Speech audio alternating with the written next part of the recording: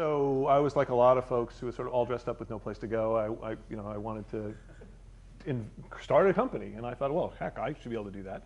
But I was sort of Joe S. the Ragman, as Bill would put it, and I did recognize that to go do anything, I would need to borrow somebody else's credibility, and so if I were at home trying to start a business and called up somebody and said, hey, I want to talk to you about blah, they'd go, thank you very much, I don't care. But if I call up and say, hi, this is Danny Shader calling from Kleiner Perkins Coughlin and Byers, I'd like to talk to you about blah, why don't you meet me at the Benchmark offices? Suddenly I'm larger than life.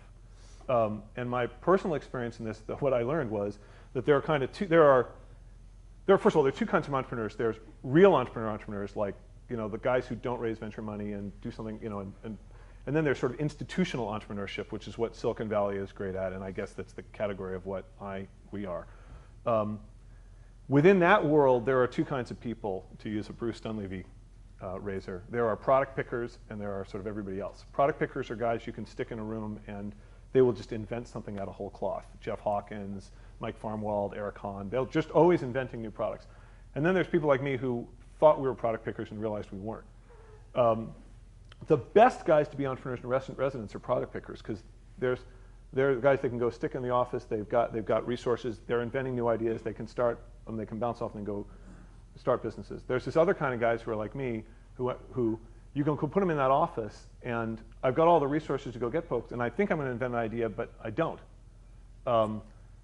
Fortunately, I realized sort of 6 or 8 weeks after I started doing this the first time that I really wasn't a product picker, and then my mission was go find somebody else's idea and use my biz dev and promotional sense, non-pejoratively, to try to package a business around that and glom onto somebody else's. And in both cases, frankly, that's what I did, except with somebody else's idea and good with somebody else's company.